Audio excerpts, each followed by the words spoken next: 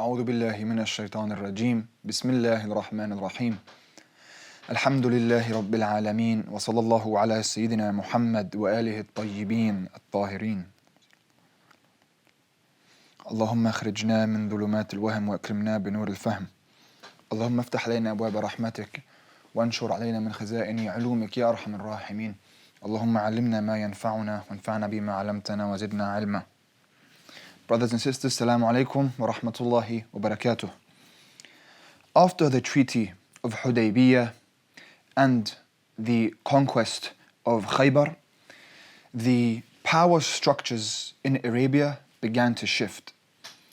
Slowly, Rasulullah sallallahu alayhi wa alihi began to speak to all the different tribes within Arabia without having to face the challenge of Quraysh standing in his way, as it had been for the 2 decades previous. Now people were listening to the message and they saw that Quraysh allowed Rasulullah to speak until they could get over their tribal tendencies. And once they heard the truthful words of Rasulullah and they saw his mannerisms and they saw his knowledge and they saw what he was speaking was so in line with reality and their spirits and their souls and what they had been seeking their whole lives and what had been prophesied for decades and centuries, they began to come to Islam in their droves. Rasulullah began to write letters and send them out to the chiefs of all the different tribes of Arabia, as well as sending out letters to the emperors in Rome and Persia. He would mark his letters with his ring that said Muhammad Rasulullah, and he would write at the end of each letter, As-salamu ala man ittaba' al-huda. May peace be upon those who want to follow the true guidance. You can imagine the emperors in Rome when they receive this letter and they see Muhammad Rasulullah. Who's this? Is an Arab chief claiming to be a prophet. People saw there's a new Arab king, a new Arab emperor. The Arabs saw this, they were shocked. We have our own Caesar. They would come and realize that the power of Rasulullah was only growing. Rasulullah, a year after the Treaty of Hudaybiyya, it was time for him to finally go on the pilgrimage and the Umrah known as Umratul Qada that was supposed to happen a year prior. As we mentioned previously in our previous session, that one of the conditions of the Treaty of Hudaybiyah was that Prophet Muhammad and the Muslims would come back a year later and spend 3 days in Mecca. And so Rasulullah brought all the Muslims that were there in Hudaybiyah. And now was time for them to go on their pilgrimage. And they dressed in their ihram and they went to Mecca and left their weapons outside. And this was the final homecoming, the homecoming that they had been waiting for so very long. As they entered into Medina, as they entered into the Haram, they walked. Rasulullah ordered for these 3 days, these idols must be removed as part of the treaty. The idols were removed. And Rasulullah went in as the Quraysh watched on. And the Muslims went and they finally began to do tawaf around the Kaaba. As Bilal climbed onto the top of the Kaaba and recited the adhan in his most beautiful voice, and the people watched on. And Rasulullah told them, as we go in, I want you to be in groups of 5 by 5. And there were hundreds of them. And when you go in, I want you all to bring your arms above your ihram. Rasulullah wanted the Muslim men to show their strength by showing their physical prowess and muscles.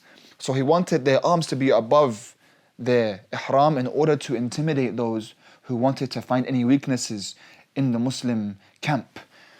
And the Muslims would walk, and Prophet Muhammad would tell them, as we go around the Kaaba, when the Quraysh are watching you, when you move in front of the Quraysh, start to march with your knees high. Now, this was an intimidation tactic so that they could see the strength of the Muslims. This is something that those of you who have been to Hajj may find right now still. When you go to Hajj, you will find some people, when they're around the Kaaba, they will still bring their arms over their ihram. It's even included in some fiqh schools, as well as some people who would march, even though those were only specific to that time, that it wasn't something that was supposed to stay on. In the religion of Rasulullah, in our Sharia, we have something called ثابت ومتغيرات. ثوابت ومتغيرات. الثابت والمتغير. It's between two brackets. The thabit is a principle that remains there, that stays there forever, like prayer, for example. We will pray as Muslims 5 times a day. It's a principle that remains forever. It's thabit. But then there are those things that are mutaghayyir, those things that change over time. Like in that time, marching around the Kaaba and bringing your arms over your ihram was not something that was thabit. It was specific as an intimidation tactic in that specific time and place. Likewise, Rasulullah wanted them all to look young. Imam Ali alayhi salam, in his older years, when he had a grey beard, they would ask him, why don't you follow the sunnah of Rasulullah where you would dye your beard black? Because Rasulullah and his men used to dye their beards.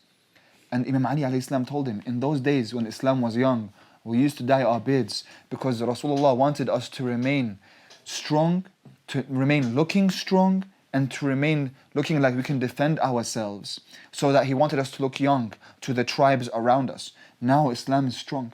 Now Islam doesn't need this anymore. So this was one of the mutaghayyirat, for example. So this is something that we need to realize.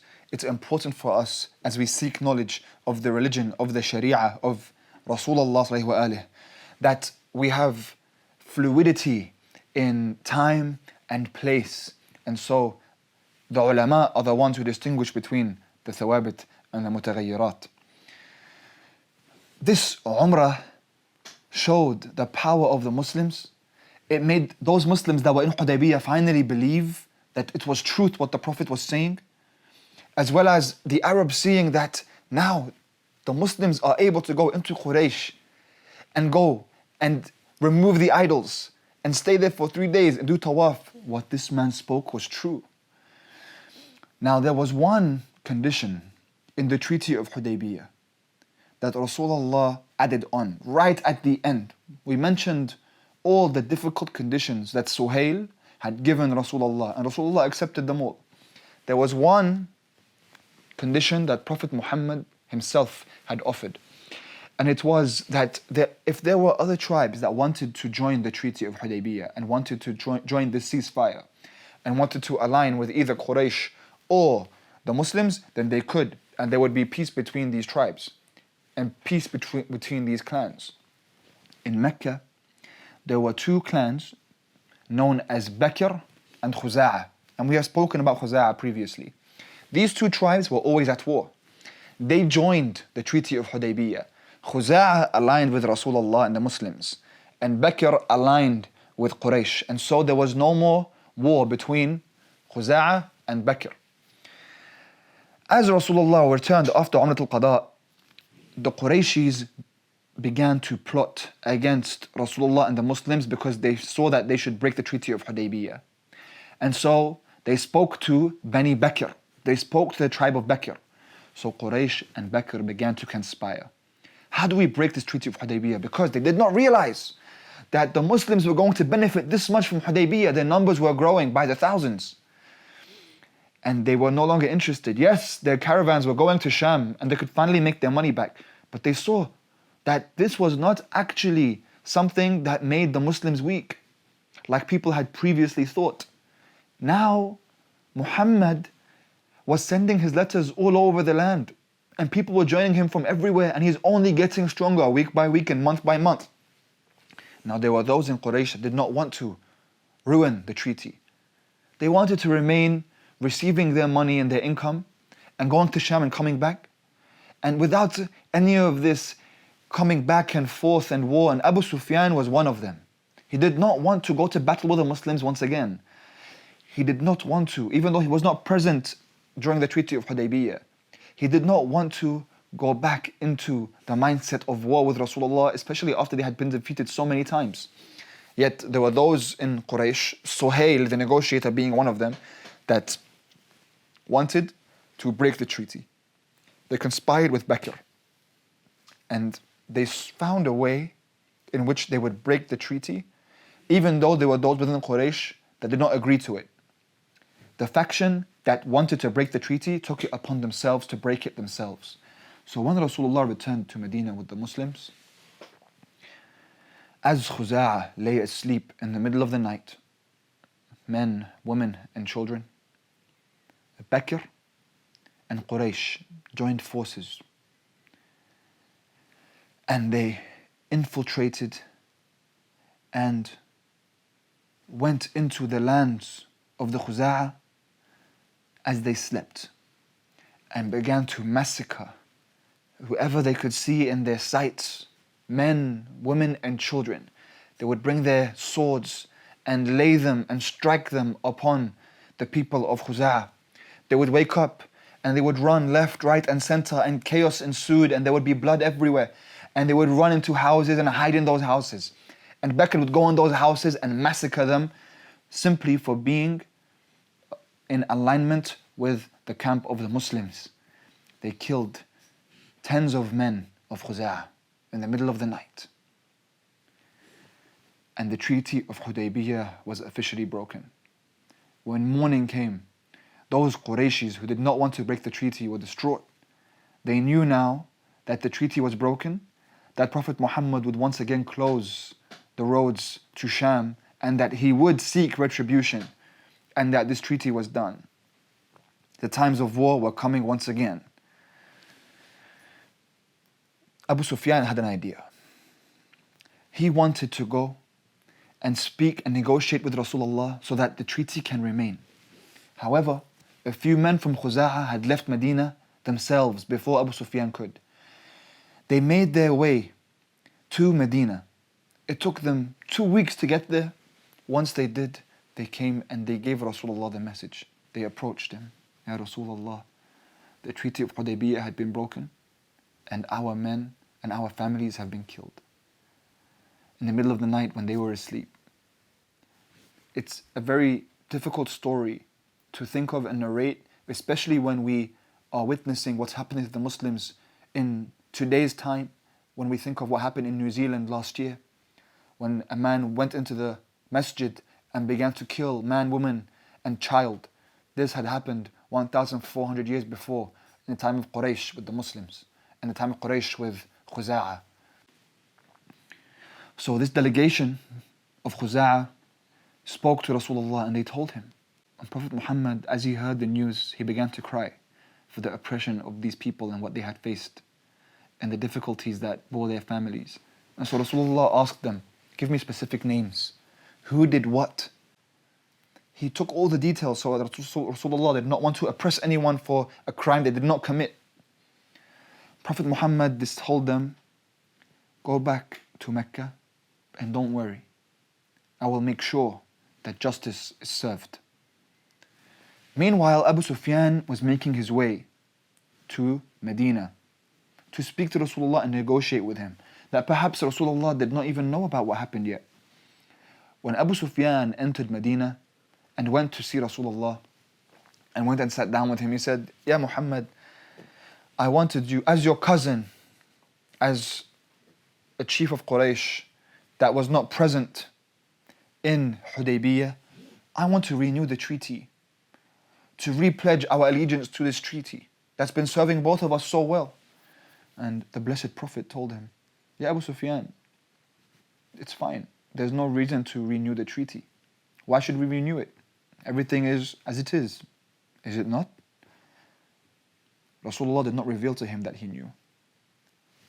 Abu Sufyan said, yes, but don't you think it would be beneficial if we just strengthened the treaty? Rasulullah would not budge. And Abu Sufyan could not get himself to tell the Blessed Prophet about what happened in Mecca. And so, as he realized that Prophet Muhammad was not going to accept a renewal of the treaty, he left Medina, made his way back to Mecca. And the Qurayshis who wanted to keep the peace asked him what had happened. Abu Sufyan said he would not accept to renew the treaty. And of course, an ambassador of Rasulullah soon followed Abu Sufyan into Mecca with a letter from Rasulullah telling all of them that Rasulullah has known about what has occurred in Mecca and the treaty of Hudaybiyya is broken. And now everyone was waiting for the response of the Blessed Prophet. Rasulullah waited weeks. He let everyone live on edge whilst they thought about what he did. He knew that there were hypocrites within Medina that would reveal his plans. He knew that it was very difficult to trust anyone. And so, on a random day, the Prophet decided to place Medina on complete lockdown. All the roads into Medina and outside Medina were blocked. Rasulullah put his most trusted men on the borders, and he would send them in all different directions because he wanted to confuse the hypocrites and the spies of Quraysh that were within Medina that he knew about.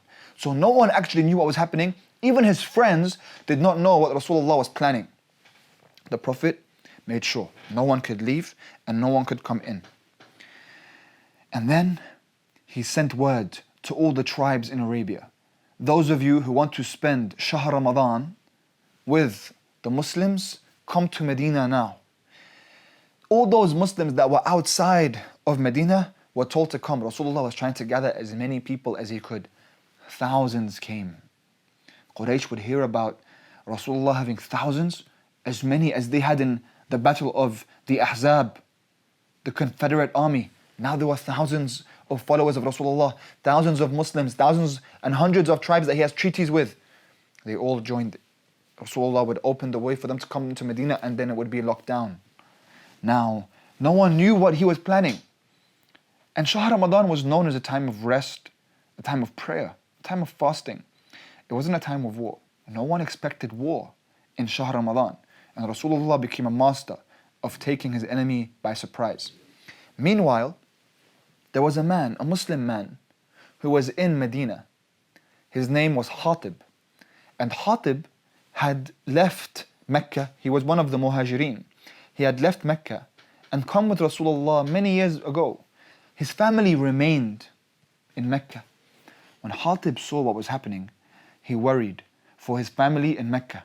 And so he wrote a letter. He wrote a letter stating that there's something happening in Medina. He started writing the details of what's happening. And he wanted his family to take heed and be careful about what was going to happen. He said, Rasulullah is coming to Mecca. Rasulullah did not want the Meccans to know that he was coming. The Meccans had known that there were people going towards Medina, but not that he was coming at this time or that everything was on lockdown in those details. They did not know about those details. Hatib started writing details in this letter, and he gave it to a woman who knew the back roads of Medina, and he gave this woman a load of money in order to get this letter to his family in Mecca. So this was the first infiltration of the lockdown that Rasulullah had placed on Medina. This woman took the letter, and through her experience and knowledge of these back roads of Medina, was able to escape, and she left. Of course, Prophet Muhammad, Sahib al-Wahi, he is the one of revelation, and Jibreel would tell him that which he did not know. And so, he knew that this woman had left Medina, and there was an infiltration, and the man had given her a letter.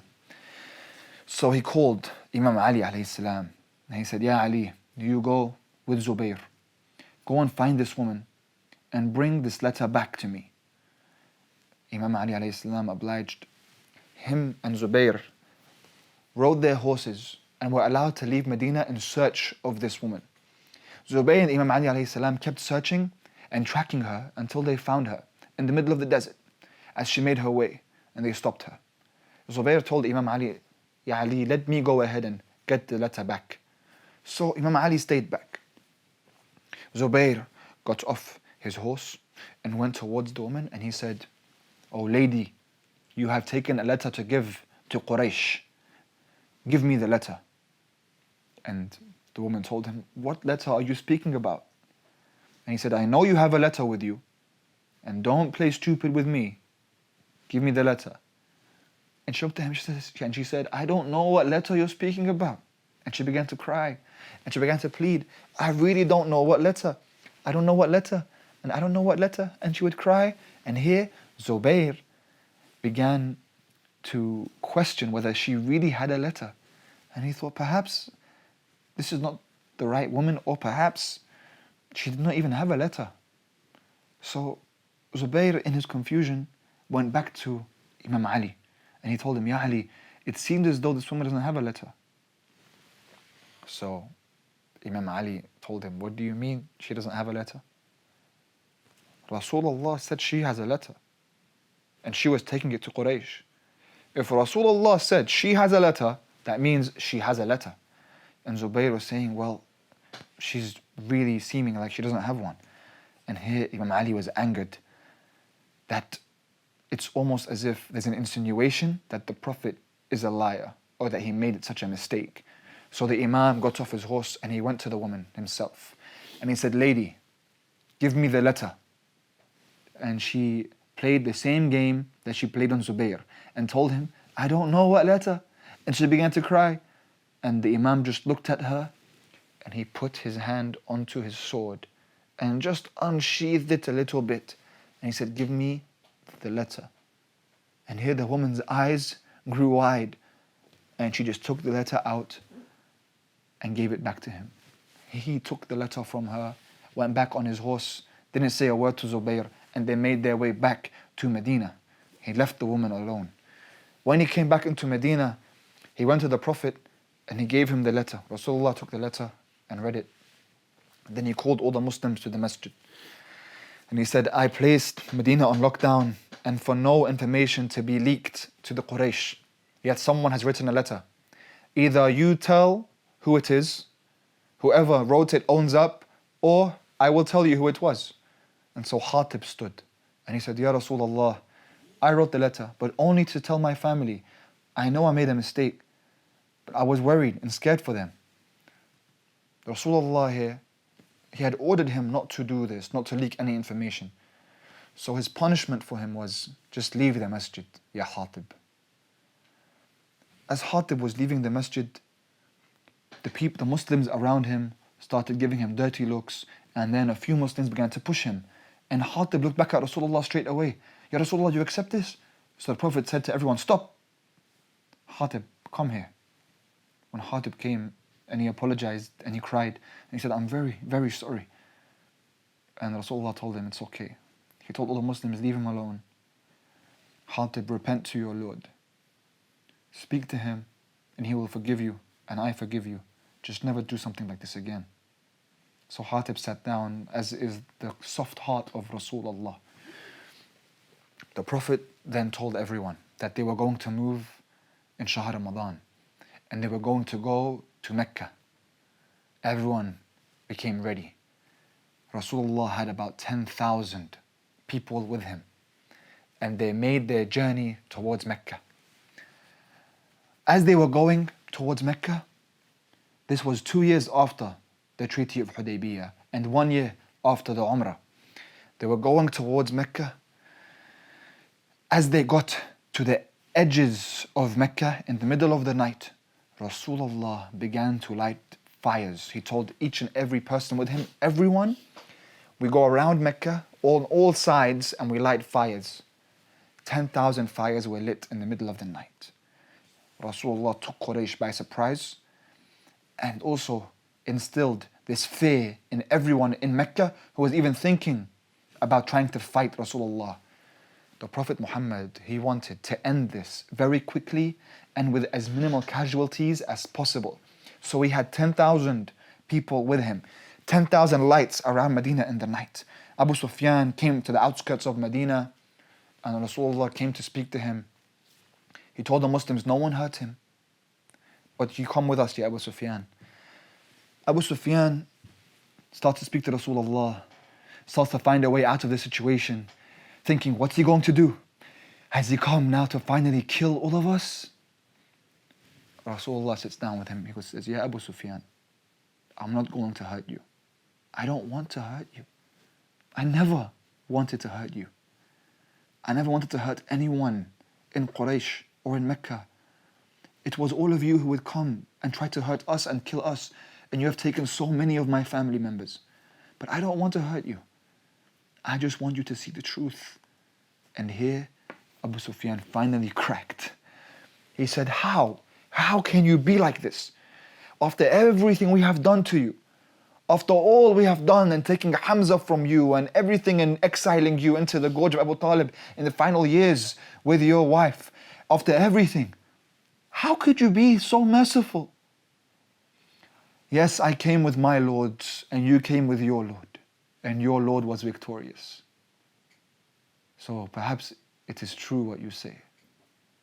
And so Rasulullah sat with him and said, do you see, Abu Sufyan, that I am Rasulullah? I am the messenger of God. Prophet Muhammad had been trying to tell Abu Sufyan for 20 years. And everyone laughed and mocked and killed, tortured his followers. So much of what Rasulullah had endured, now was finally the time. And he told, Ya Abu Sufyan, become a Muslim now. And speak to your people to come to Islam, and no harm will come to them.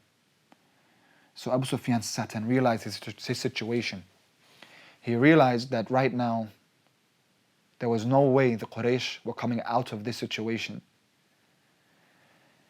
And so, to make the best out of a bad situation for himself, he sat down and he murmured the following lines, Ashhadu an la ilaha illallah wa ashhadu anna Muhammad Rasulullah.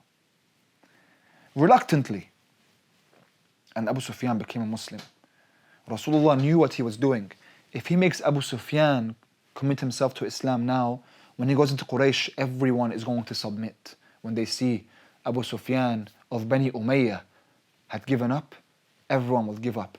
Rasulullah did not want to hurt anyone. He did not want revenge. This could have been the time Rasulullah finally gains revenge. Goes in, remembers all they had done when he had to send his brothers and sisters in Islam to Ethiopia, when he had to see the parents of Ammar be crucified in front of him, when he had to see Hamza and his liver get bitten, when he had to see all of the difficulties, he could have taken revenge now. He does not. Rahmatan lil alameen. Mercy to the worlds. He was sent. He comes in with Abu Sufyan and he tells the Muslims, I want you to march in each direction. North, east, south and west. Everyone march in with a flag and everyone chant as you march in. And Rasulullah began to chant as the Muslims would go in with Abu Sufyan there. Rasulullah would say, those who come to the flag are safe. Those who go to the Kaaba are safe. Those who want to go to the house of Abu Sufyan are safe. Keep your weapons indoors. No one fight. We are not here to fight. Everyone is safe. Come to the flag and you are safe. Aside from a few skirmishes, everyone was safe. Rasulullah tried to keep as much peace as he could. The Quraysh submitted with 10 fingers. Everyone submitted to Rasulullah at this moment. The Muslims began to walk in and began to chant and began now finally their great victory.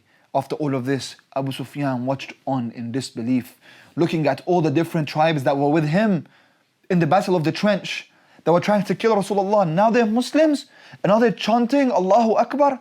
And he looks, how did this happen? And he turns to the uncle of Rasulullah, Al-Abbas, and he says, how great of a king is your nephew? And Abbas says to him, no, Ya Abu Sufyan, هذه النبوة. This is prophethood. This is not kingship. It's not royalty. He is sent from God. You would think that after this conquering of Mecca, someone who had experienced what Rasulullah had experienced would be boasting, would be walking around with their chest out and chin up. Instead, Rasulullah had his head down and sat alone as he wept. And he kept reciting to himself, إِنَّا فَتَحْنَا لَكَ فَتْحًا مُبِينًا. We have granted for you a great victory. Remembering Hudaybiyya, when everyone doubted him and Allah subhanahu wa ta'ala told him, this is your victory, Ya Muhammad. And then the ayah descended, إِذَا جَاءَ نَصْرُ اللَّهِ وَالْفَتْحِ. If the victory of Allah subhanahu wa ta'ala has come down to you and you see all of those people coming to join Islam in droves, then this is where you seek istighfar with your Lord and forgiveness with your Lord, and you remain humble with your Lord. Allah subhanahu wa ta'ala here graced Rasulullah and honored him. Rasulullah had now ruled Mecca. The Qurayshis submitted to him and became Muslims. 2,000 people from Quraysh became Muslim. Of course, all these people becoming Muslim, it wasn't true Islam. People were becoming Muslim in a tribal way. That's all they knew. They still didn't know the essence of Islam. Tribal tendencies still ran strong in their veins. But this was reality right now. And Rasulullah was the one who was reigning supreme in Arabia. And all the different tribes in Arabia, from all the different sides of Arabia, began to come to Medina and come to Islam and come to Rasulullah. And they were unified under the banner of Islam. As Islam became the reigning and supreme, if you will, tribe, except Rasulullah would try to destroy all the tribal tendencies that people had. And he would tell them, no man over any other man of any other color, of any other prestige, of any other class background. Everyone is equal in the eyes of God except those who are most God conscious of God. There was some resistance from a few tribes in Arabia. And so the battle of Hunayn occurred, or a battle in Ta'if occurred. And the battle in Hunayn was difficult because the hypocrisy showed once again, just like Uhud, and many of those in the war had fled. Once again, the heroics of Imam Ali alayhi salam defended Islam, and the Muslims were victorious in that battle as well. After those skirmishes and those battles, there were hardly any other battles that would happen in Islam, and people began to sell their weapons because they felt that jihad was over. In one of those battles, the Battle of Hunayn, as Rasulullah made his way back, when the Muslims were all with him coming back, Rasulullah usually would give out all the wealth that they would gain after a battle or war in sheep or camel or anything else to the Muslims. This time, the Quraysh were with him and they were new Muslims. And so what Rasulullah did was take all of these animals and give them to Quraysh for the first time that they were with him in battle.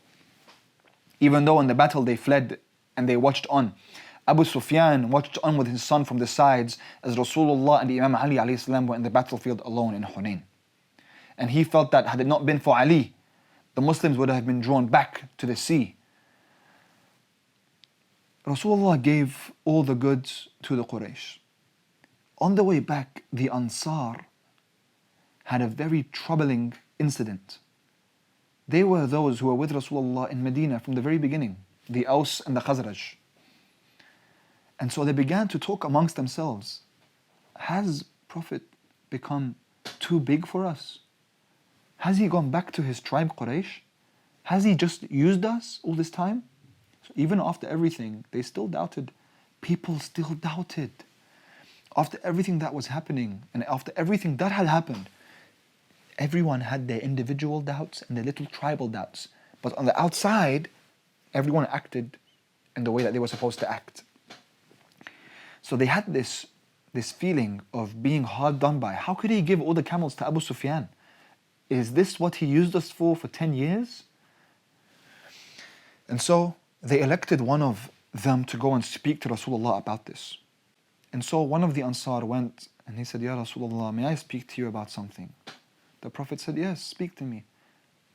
So he tells the Blessed Prophet, Ya Rasulullah, is it an order by Allah subhanahu wa ta'ala that you give all the animals to the Quraysh, or is it by you?